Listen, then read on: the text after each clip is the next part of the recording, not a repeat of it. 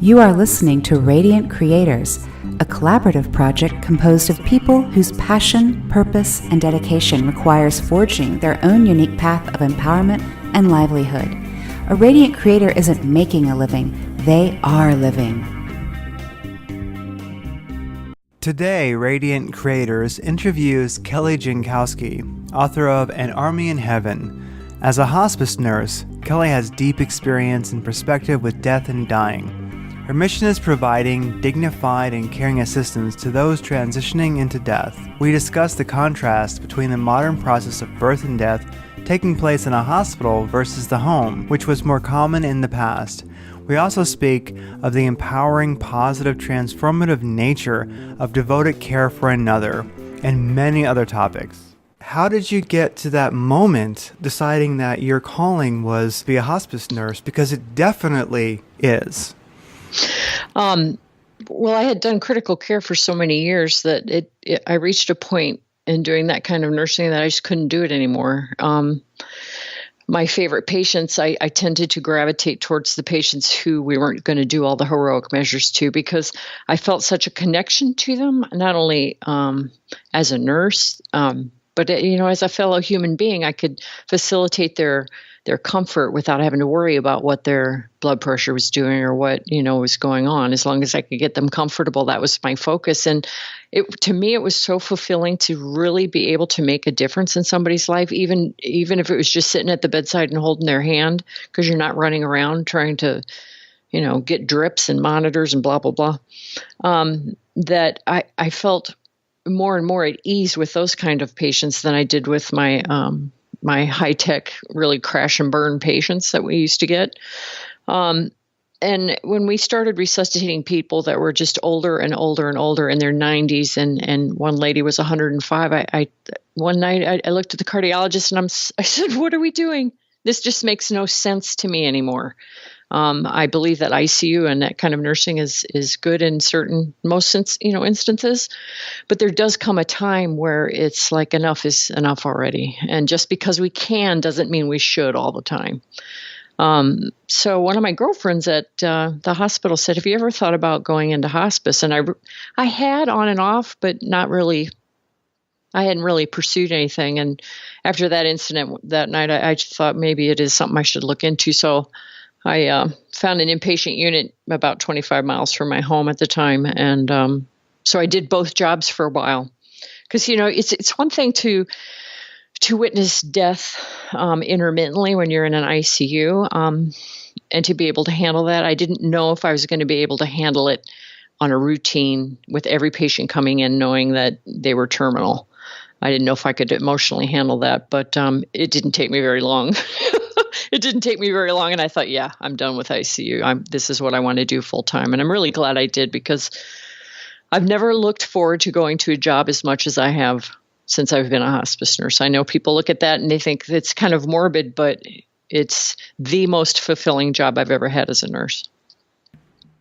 Yeah, I like what you mentioned, how just because we can doesn't mean we should. I know I've seen a lot of people who were definitely older, in their 70s, or not that I'm saying 70s is old, it really isn't, but they've been around for a while, and they'll get heart surgery or certain procedures, and if they had done nothing, they probably would have lived. I mean, I know hindsight's 20/20, but if they'd done nothing, they probably would have lived more years with a lot more strength and happier. Because it seems like some of the procedures wipe a person out. Oh yeah, they're extremely traumatic. Yeah, especially when you're going in and you're cracking somebody's chest open and manipulating their insides like that. It is an extremely traumatic type of surgery.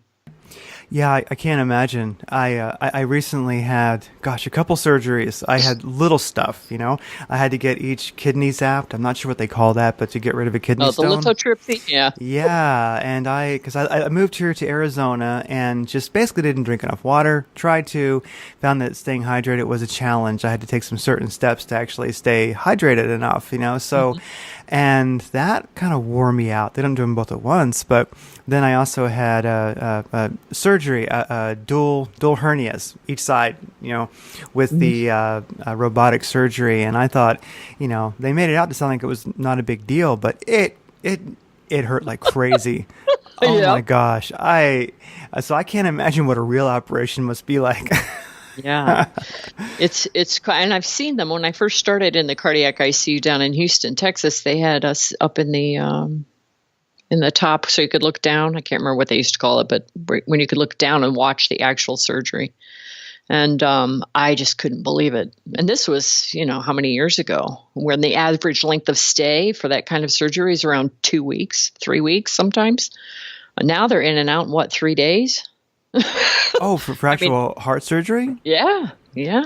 I mean, they get you up and sitting in the chair by the next day, from what some of my patients have told me who have had it done. And to me, that's just, compared to what I was doing back in the day and what they're doing now, phenomenal. But still, it's a rough surgery to go through. Oh, I imagine. Yeah. I mean, now they have hip replacements and knee replacements where the people walk off the operating table. And that still astounds me. I can't imagine something that traumatic being done to the body, and you walk to the recovery area. That blows me away. Yeah. Blows me away. Well, I would ask, so you spent plenty of time in hospitals, and I would ask, do you feel that most people in hospitals see life and death, or maybe I would say specifically death, the end, like you do? I mean, because you're around it all of the time. I mean, how do people... You're in a hospital, and there's birth and there's death happening in the same building. How do people who work in that industry, nurses and doctors, what's it like, when a day in the life is to be around birth and death? Is that an extra challenge in life? Well, I'll tell you one thing. It definitely gives you a different perspective on life. When I first started in nursing, I was absolutely terrified of death. It fascinated me and scared me all at the same time. But the older that I've gotten, and the more that I've seen it, and the more people that I've encountered going through this process, it puts things into perspective that it couldn't otherwise if you weren't involved in this kind of career. I tend to think about God a lot more than I did when I was young. And when I see my patients in the bed, it really hits home that we're all going to be there someday.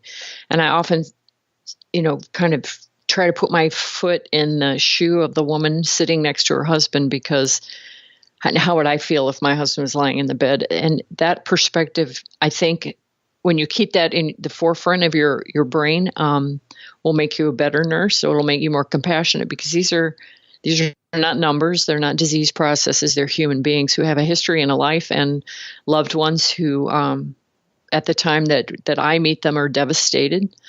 And it really does tend to put your entire life into you prioritize things differently. You don't sweat the small stuff anymore. And you realize, after listening to people with the regrets that they're facing as they reach the end of their life, the regrets of, I wish I should have spent more time with my family. I wish I didn't have to work so much. I wish I didn't do this and didn't do that. And I wished I did this. And, you hear that over and over and over again. And it really makes you realize that, life is very, very short, and I should not worry about this, that, and the other. I should focus on my family and, and more on God. Truly, that's what it has done for me. Yeah. Do you find that having a spiritual life helps in working in the environment that you do? To me, it seems like it'd be much easier for a person who had a spiritual life and a spiritual faith, be much easier than an individual who was an atheist. Well, wasn't there an old saying that there's no atheists in foxholes? I think that when people reach the end, even those that have not practiced any sort of religion or have not had any sort of real relationship with God, they either continue in that path where they don't want a relationship with Him up until the end, or they second guess the way they live their life, and then they reach out for Him and they grasp onto whatever you can give them to bring them comfort. I see that more than I see people not wanting anything to do with God. Although there are plenty of people who will show up in our unit that say, "Don't you talk to me about God? Don't you talk to me about an afterlife? I don't believe in any of it." And so, we as nurses have to honor their wishes. Me personally, it doesn't stop me from praying for them, because I'm a Christian, I'm a Catholic, and I just believe. I don't push my beliefs on other people, but that I still pray for people. But there are plenty of people who go through this, and they struggle with their faith. And I've seen people too that have an incredible faith who even struggle and have doubts and fears towards the end. I think it's kind of in human nature to have a fear of the unknown and what's coming next, and did I do everything right? And all your doubts and fears bubble up towards the surface towards the end. Oh, for sure. Well, I mean, everybody has faith, just kind of like everybody's very heroic. When it's easy, it's when you're tested. That's when you truly find out what you've got. I mean, yeah. Well, they say that the living are very brave. Oh yeah. Because how we would, I often think, how am I going to react when faced with a terminal illness or whatever? You never know. You never know until you're put in that situation. I hope and pray that the faith that I've practiced my entire life, I will cling to as I do every day, even towards the end. But I see a lot of people that those their doubts and fears bubble up, and you just hope and pray that you can persevere till the end. Oh, definitely. I mean, there is those famous 5 Regrets of the Dying, I think by Bonnie Ward. She wrote Top 5 Regrets of the Dying. And if one has been close to death, they definitely take that to heart. I know that I was in the military when I was younger and was, close to dying a time or two, and I didn't, obviously. But what always stuck with me, I think, of course, the 5 Regrets of the Dying, most people know those, but one that caught me was disappointment. And, we want to live, we want to be alive. If nothing else, was a, biological imperative to be alive as a human. But that was very life-changing for me, because I just felt a serene, it wasn't really negative, but just a certain disappointment in that I wasn't going to get to keep living. And there was things that I still wanted to do. And it really, I think it helped me cultivate the sweetness of every day, like just the sweetness of life.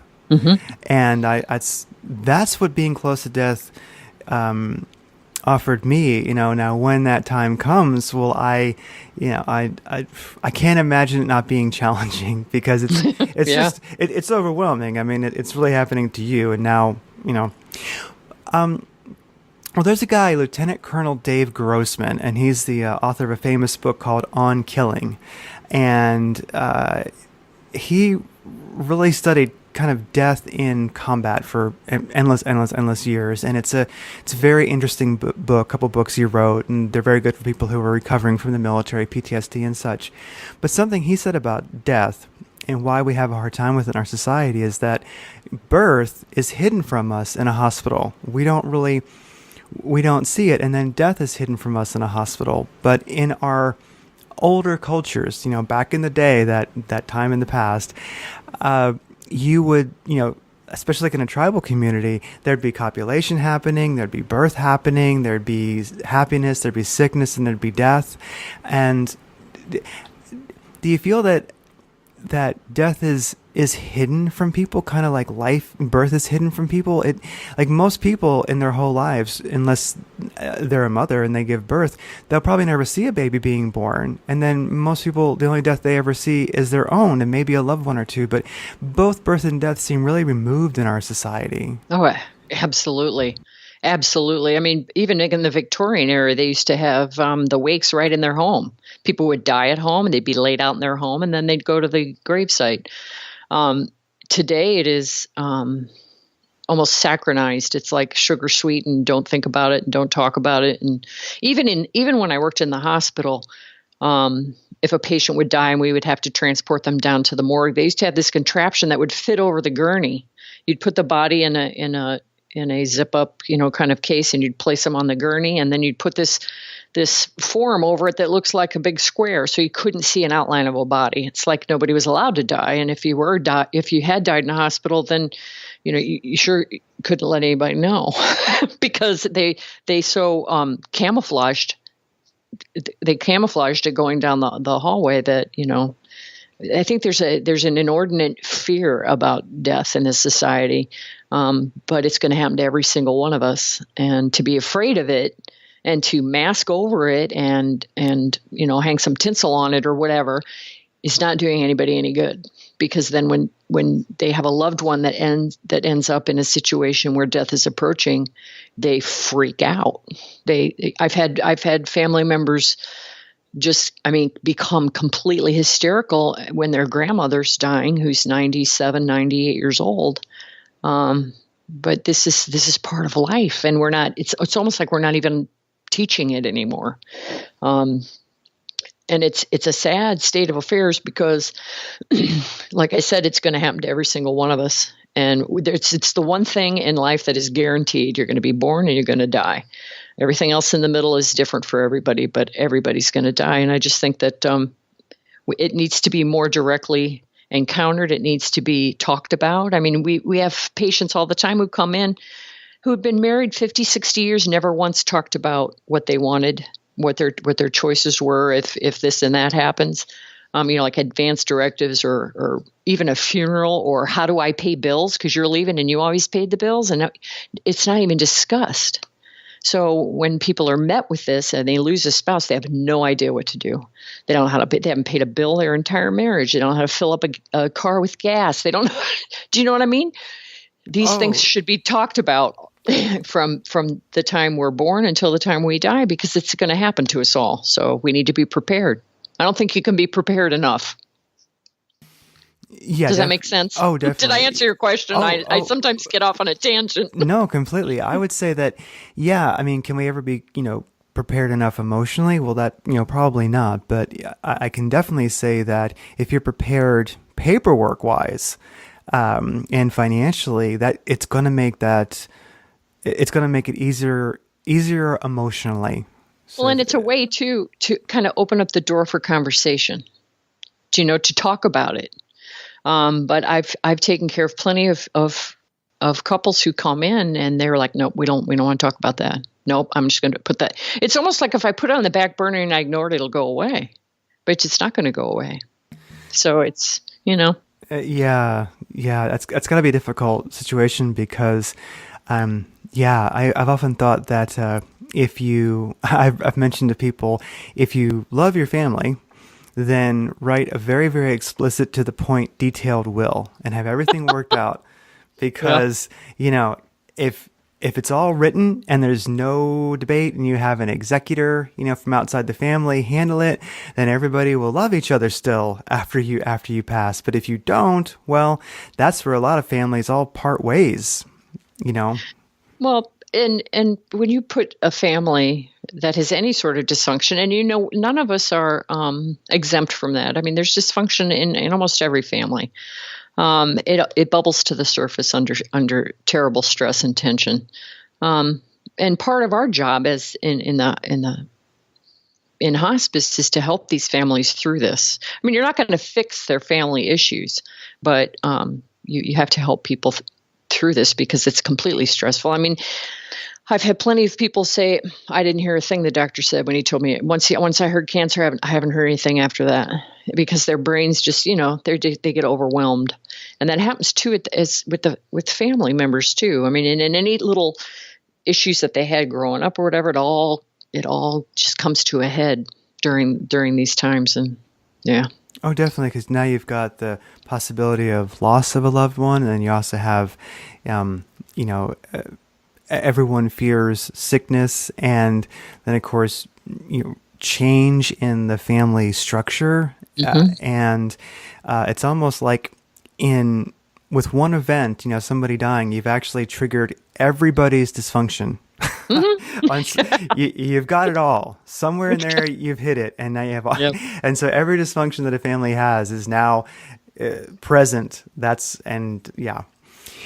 I would say A question I would ask is, have you had anybody come in to hospice who, of course, I'll use the word transitioned, came in alive, left, not alive, that came in an atheist, or just let's say somebody who didn't have a spiritual life whatsoever. I'm not, looking at any specific type of spiritual life, but just didn't have a spiritual life, kind of believed in nothing. They thought, well, we're an animal here by chance. We're born, we die. That's it. Lights on, lights off. Did anyone ever, come in an atheist and then leave an atheist? Come in an atheist and then transition an atheist, and if they did, were they comfortable with it? Was anyone ever just, I don't believe in anything. I have no spirituality. The lights are going to go off, and I don't care because I won't know. Yeah, we do. I took care of a lady many years ago who, she was very verbal about her atheism beliefs. But towards the end, when she was going through the dying process, she was seeing different things. And she said, well, I know who that is. I think that's who they call Jesus, but I don't know who this is over here. And then shortly after that became extremely agitated. Couldn't really tell us what was going on, but she was seeing something. But as the hours progressed, she just became more and more lethargic and ended up becoming unresponsive, and 2 days later died. I don't know if she came to terms with what she was seeing, or if she accepted what she was seeing, or if she continued in her denial. It's very difficult to say.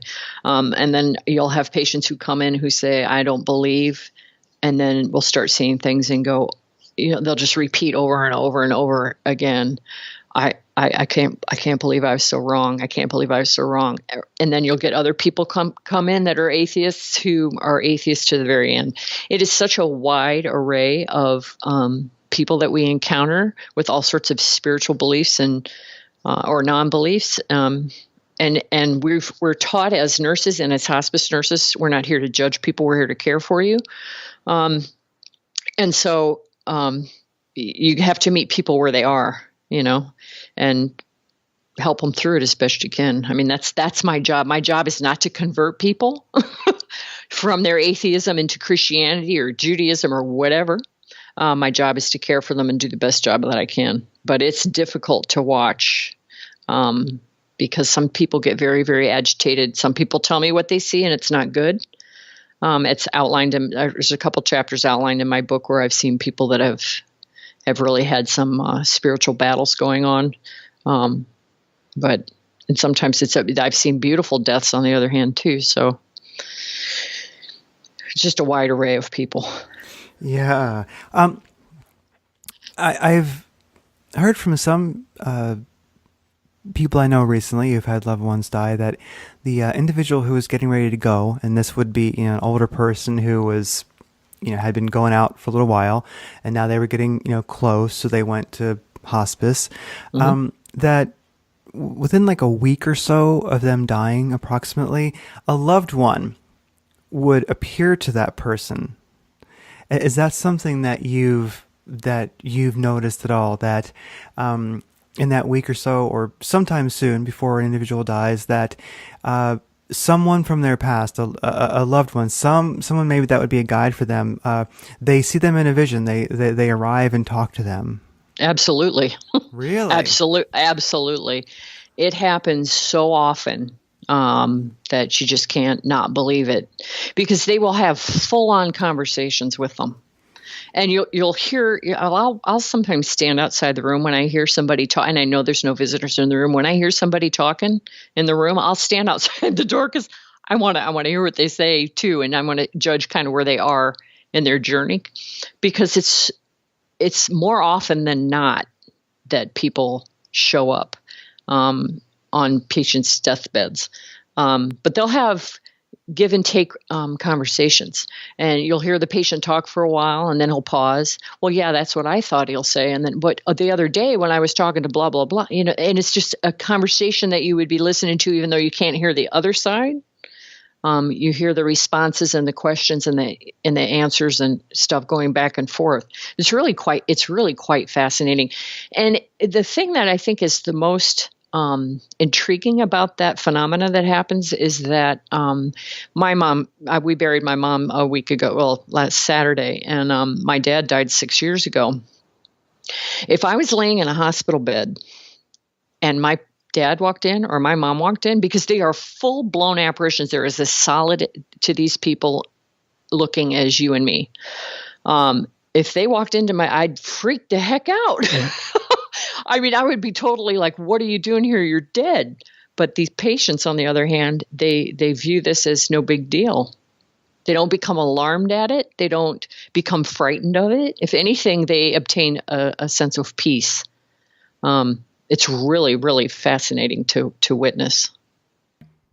That is amazing. And along with that, I guess the next, question I would think of is after someone passes, have you seen any, is it common that that person visits their loved ones to let them know that they're okay?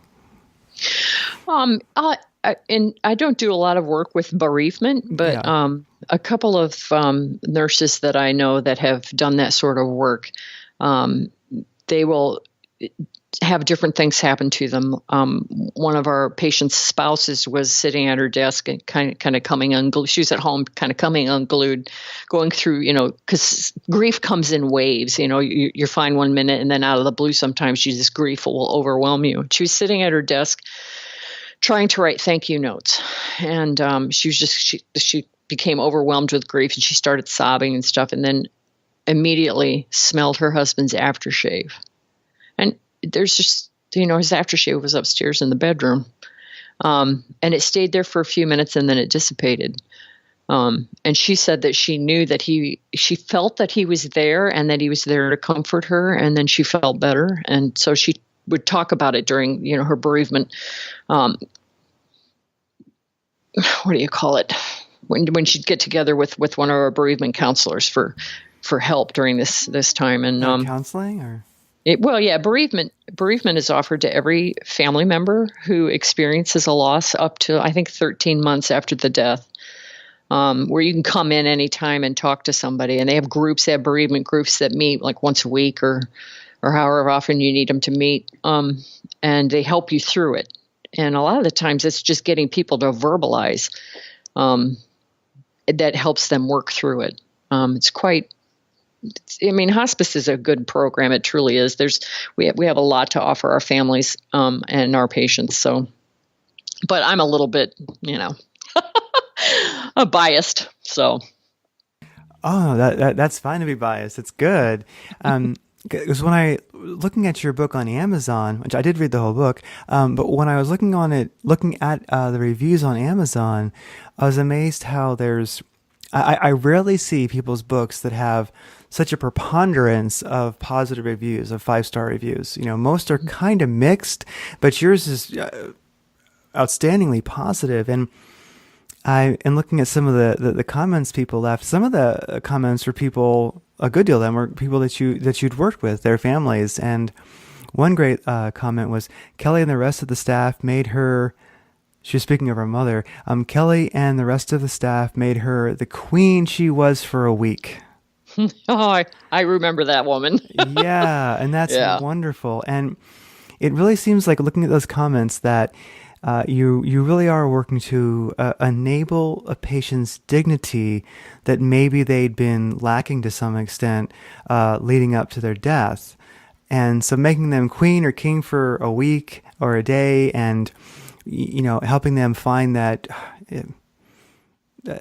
dignity. I can imagine that some people who've been sick and not doing well, I've often seen where, you mentioned it in the book, but also I saw it in the comments, where it was the first bath and shave they'd gotten in a while, and they looked better than they had in some time. So can you speak to that? That feels like, to me, quite part of your mission there is to make the dying person king or queen for a week, really help them really get their dignity right up front and feel good as they're making that transition, and you really are helping the passing individual and the family. It seems like you're really elevating the whole situation. Well, I don't know if you've ever been in a hospital before. Yes. I was Cheery, I was in the hospital. really cheery.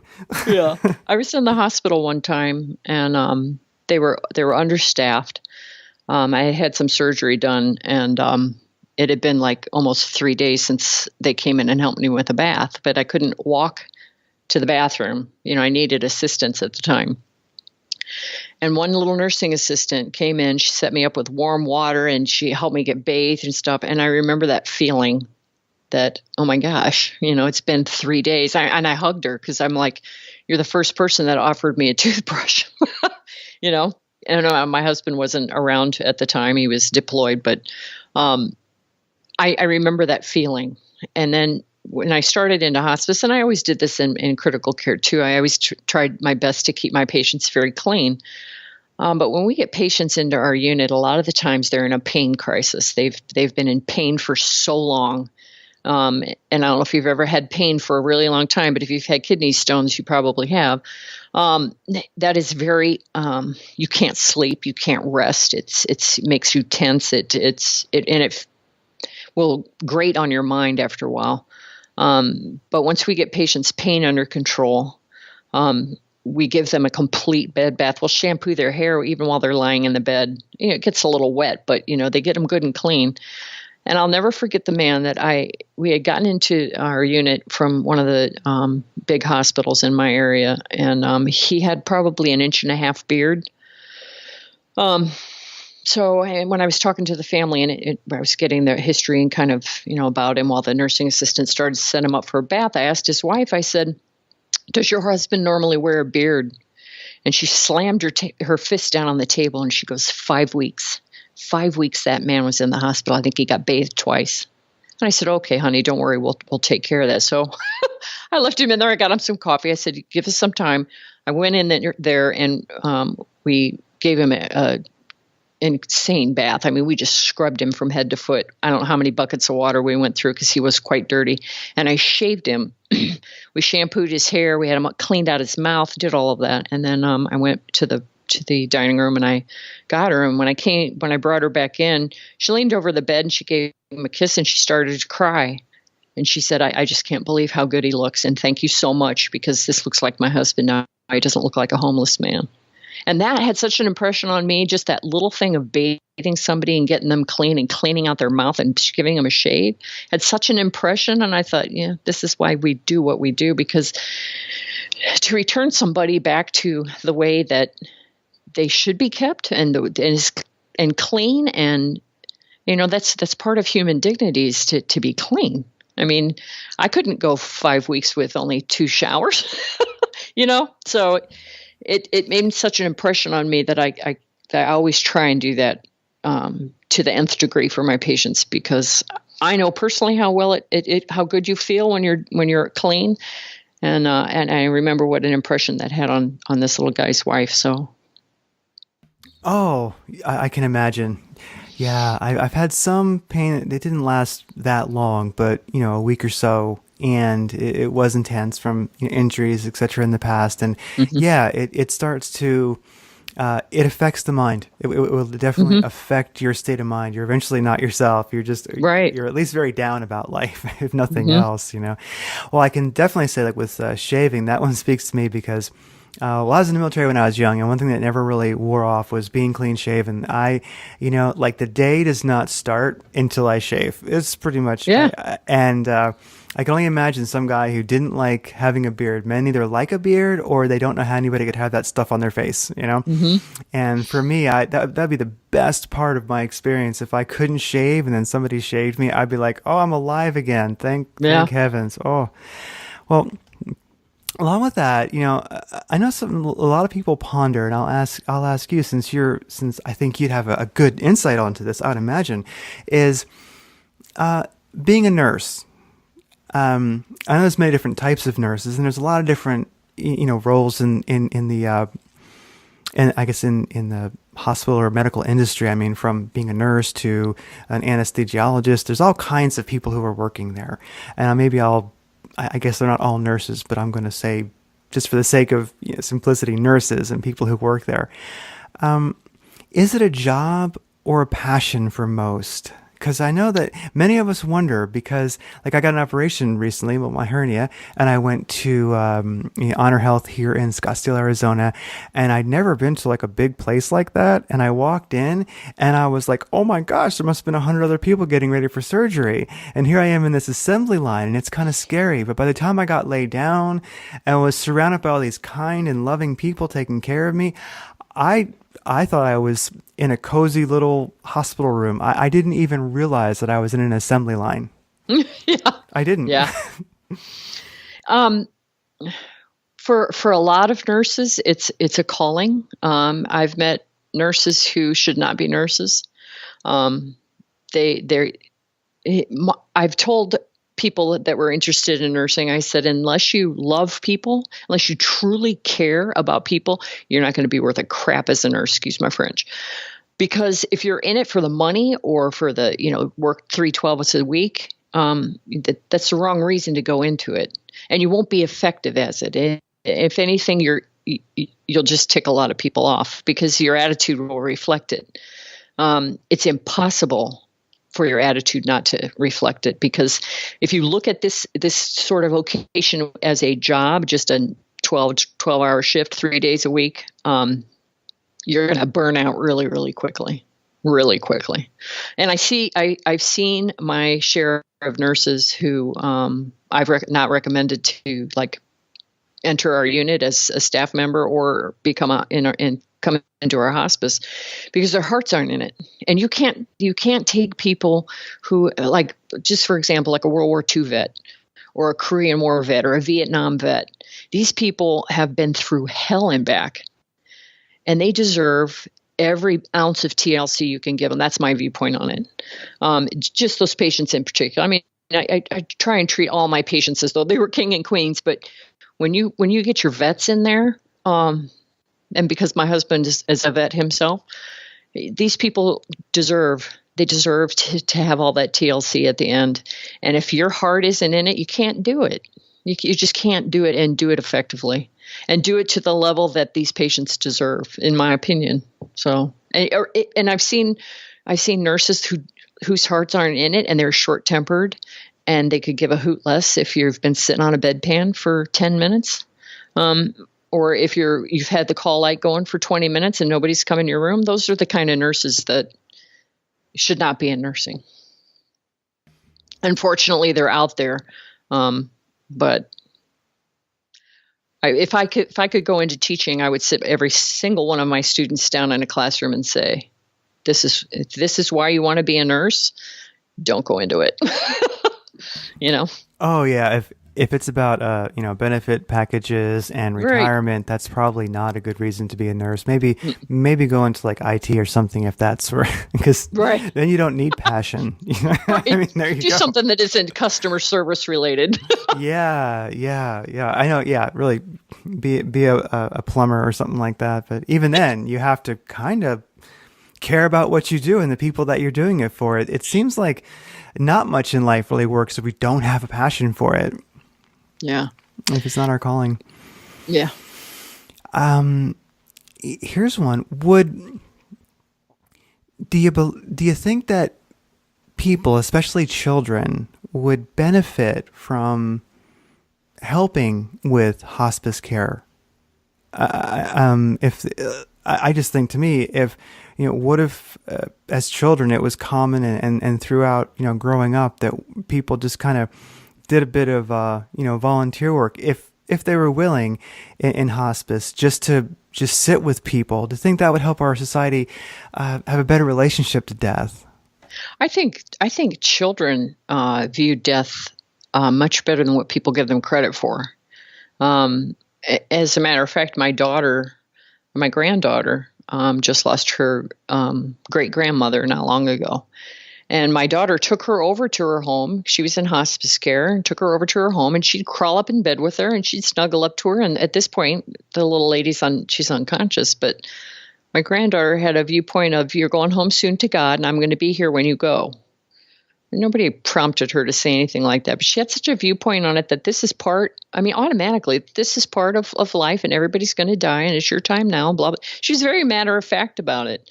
I think when we shelter our children from these things that we do them a disservice because then the fear comes up and there's a lot of misconceptions and that get ingrained in people.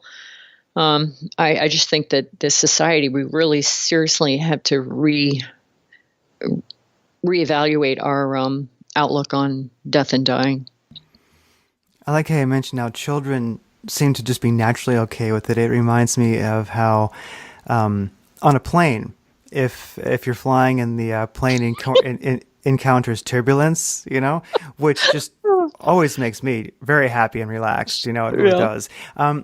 Everybody's kind of nervous, especially if the turbulence is a little bit intense. Everybody's, oh my gosh, unhappy, ordering more drinks. And the kids, what are they doing? They're jumping up and down their seats. They think it's so amazing. Yeah. So it's amazing. Yeah, their perception is different. So I'd love to see that too. If that relationship to death was cultivated like that as they were when children are children. It's funny that you should mention that because back in 2001, we went to a family reunion in Nebraska, and we were sitting in the very back of this plane with 5 of the 6 kids. And we encountered turbulence, and my kids had never been on a plane before, and I'm sitting in the very back seat, and they're all in front of me. And then next thing you know, they got their hands up there going, put your hands up like they're on a roller coaster. And I'm white knuckling the handrails, and they're just having a ball. I know, it's amazing. Yeah, and I it's always a profound moment when I see that when I'm on a plane. I go, I know I'm not in danger. Planes could care less if there's turbulence, and I think, why am I not in my natural state? My natural state is I should be playing too, because it is just fun. What am I worried about? So it shows, to cultivate that. I think of a cousin that I had. I'm not sure if he's still alive. I haven't seen him in a good number of years, but he was just kind of born troubled, in and out of jail his whole life, was a real mess.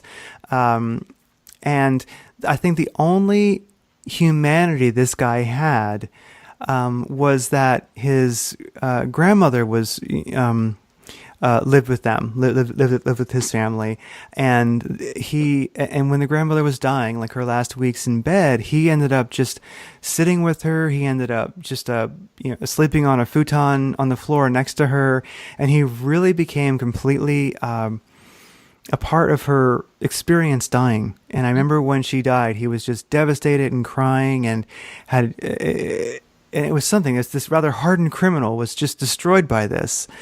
And I would have to say that it's quite a statement, but I think the only humanity that he had, the only connection to life or others that he ever had, was that couple weeks of her dying and being with her. Yeah.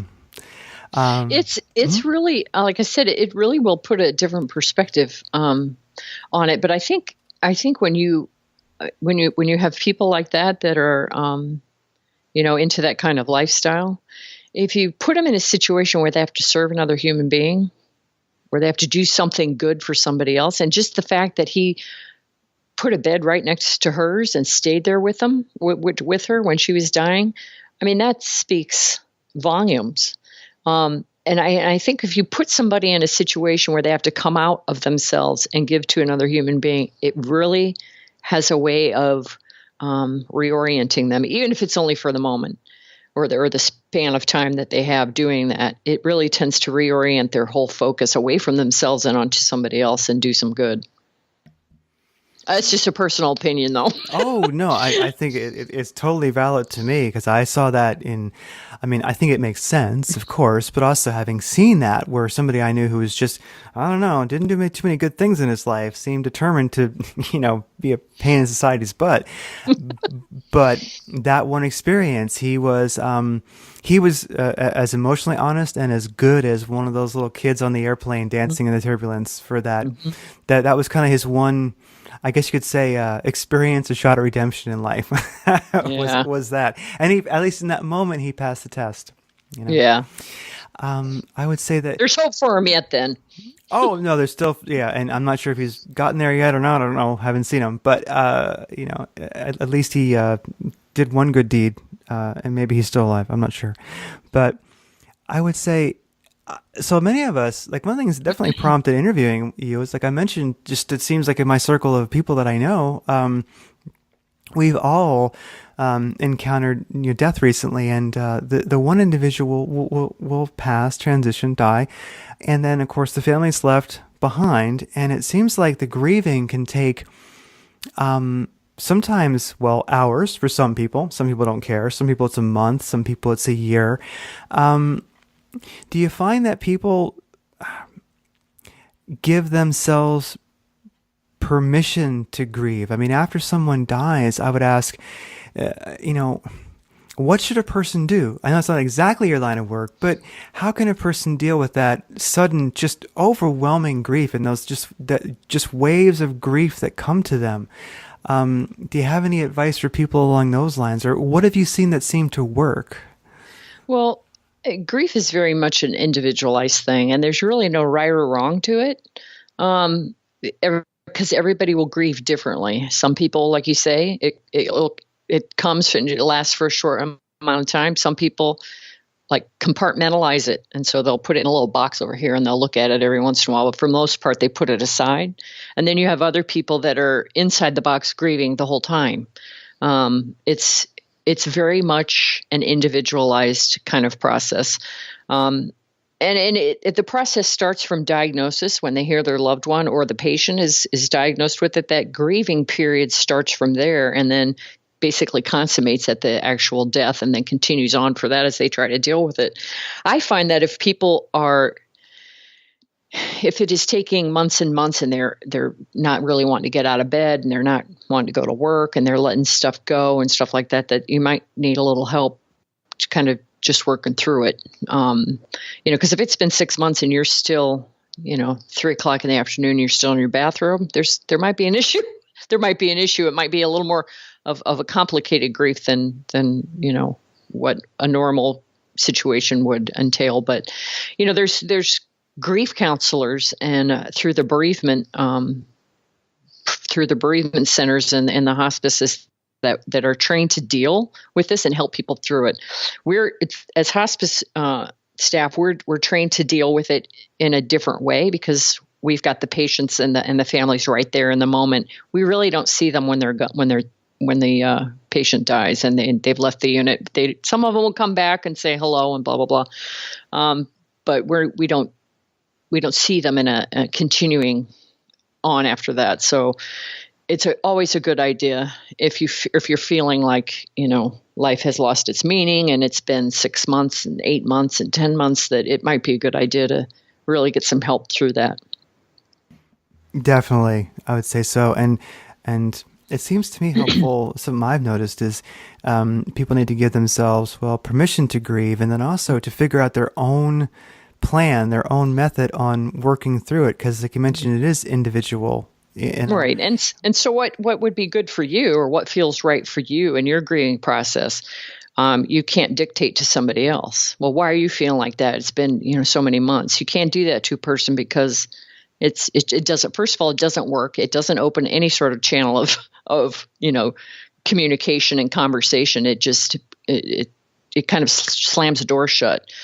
So people need to be patient with themselves and realize that, this is a process and I'm going to get through this. And, and if they can't, then there's plenty of places out there where they can get help. And through hospice, it's free of charge, like I said, up to 13 months afterwards. So that's really amazing. Yeah, I worked with a grief counselor only for an hour after someone close to me died, and it just happened to be that they were a family friend, and and they just called to see how I was doing, but they were a grief counselor, so they threw a little grief counseling on me, and I was amazed. Honestly, I cannot even describe the experience, but I would recommend to people, no matter what they may think that person can't help or it's silly, it was absolutely profound experience. They're good. They're really, really good. They're very good. They're really good. Better than a person thinks who hasn't worked with one. And they also have them for children too. In one of the hospices I worked with, they had a child life specialist who was phenomenal with children. You talk about the woman that had a knack for what she did. But she could take a child who was like, had his arms folded, not wanting to talk to anybody, with a scowl on his face. And within 10 minutes, they're talking and putting a puzzle together, and he's opening up about his grandma or his grandpa or his dad or whatever. Yeah, it really, really does help. And they're very specifically trained for this, and they can do wonders with somebody who's struggling. Yeah, I also noticed in having, being around people who are, really deeply grieving a death that was, close to them, was just being present for that person and letting them know that, whatever you might need, whatever might move you to help you through this, just let me know if you want company. And if you really provide that to somebody, if you truly are sincere, it seems like you might get this request. They'll call you and they'll say, I'd really like to just go rent mopeds and ride around aimlessly all day, and Right. Go do it. I mean, because that might be that day might be what they need to really start living again and just be available to whatever their whim is. Right. Exactly. It's very important to be a good friend if you've got a friend going through this, because we're all going to be there, and we're all going to need somebody to lean on every once in a while. And, it's a treasure to have a good friend who can do those things. Oh, definitely. And I think also in these times when, someone does die close to us, we oftentimes find out who our friends are. And usually it's a good thing, but I find that you had friends, and you find that you knew people that had a greater quality than you were even aware of. And it's amazing that people come out of the woodwork and are just suddenly completely there for you, so much more than they had to be. They didn't have to, but they were. Mm-hmm. Yeah. Well, we all know the 5 regrets of the dying, that those famous 5, I wish I'd had the courage to live a life true to myself, and I wish I hadn't worked so hard, and I wish I had the courage to express my feelings, I wish I had stayed in touch, and I wish I had let myself be happier. We know those. Is there any one, do you think, that is missing there? Any regret of the dying that you've noticed that's not one of those common 5?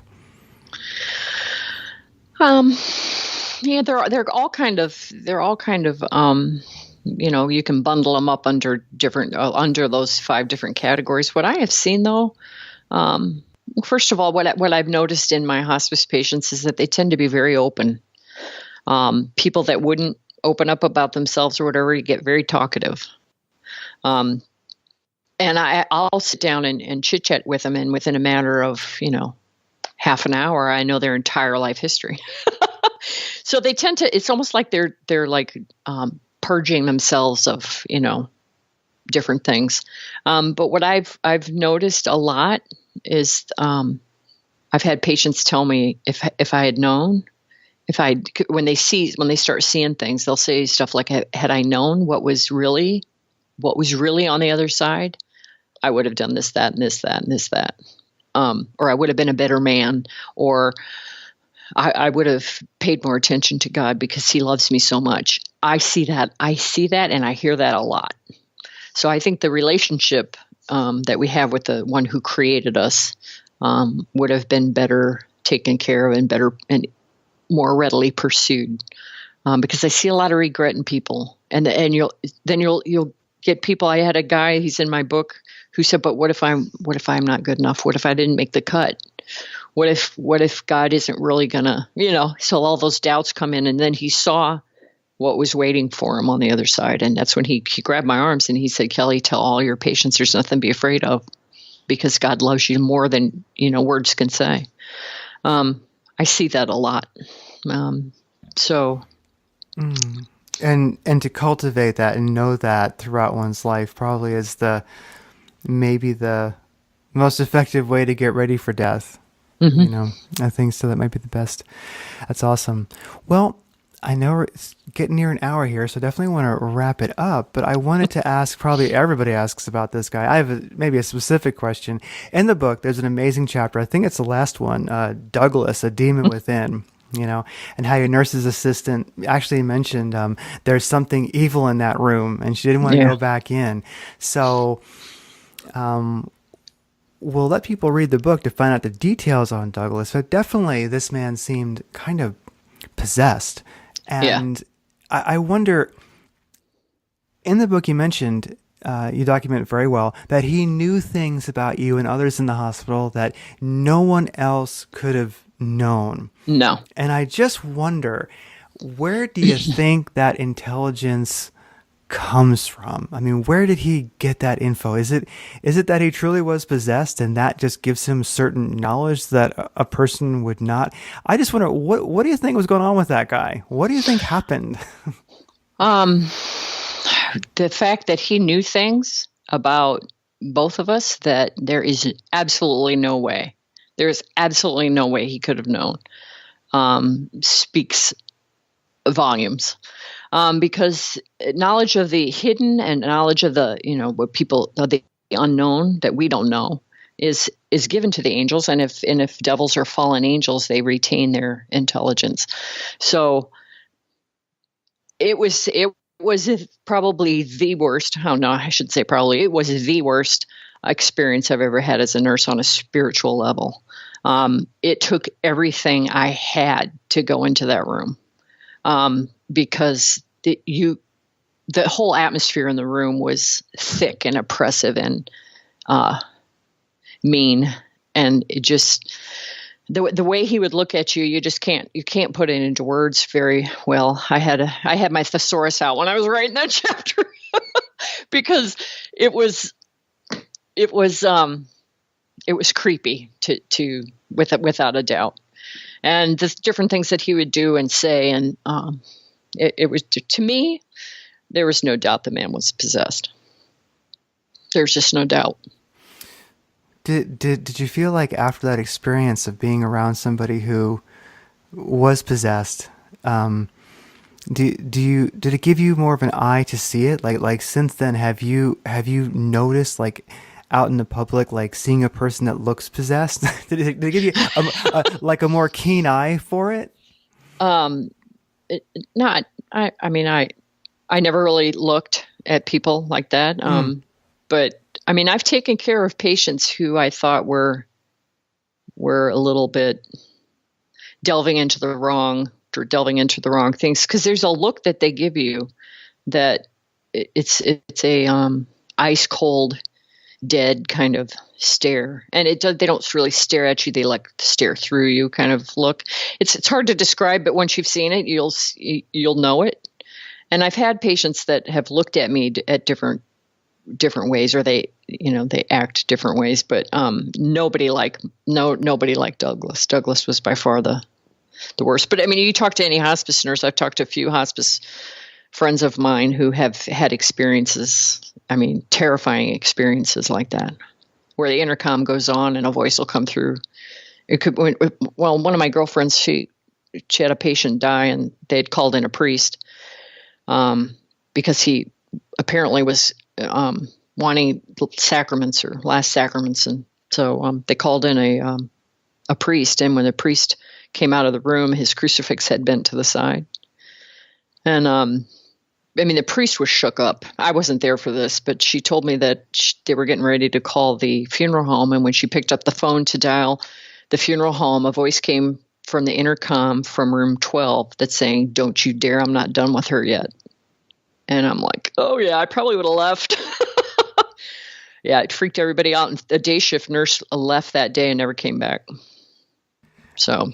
Oh, that's amazing. Oh, those experiences. Yeah. Wow. Well, that could definitely be a chapter in a future book. That look that they give you. That look that they give you. Oh my gosh, Oh, well, I guess you definitely have touched a lot of people over here that we've all been looking at your book, and I definitely we all want you to keep writing. It's great work. And I would ask, what are you working on now? Is there going to be a future book? What's going on? And how can people follow you and get a hold of you and get your book, etc.?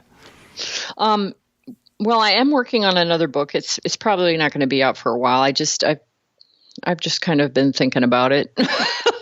But I've been asked that a lot. I've been asked it so much that I thought, well, maybe I should. So I'm updating my journals, and I'm continuing to write in my journals about my different patients. But my book's available on Amazon. It's also on spiritdaily.com. He keeps it in his bookstore.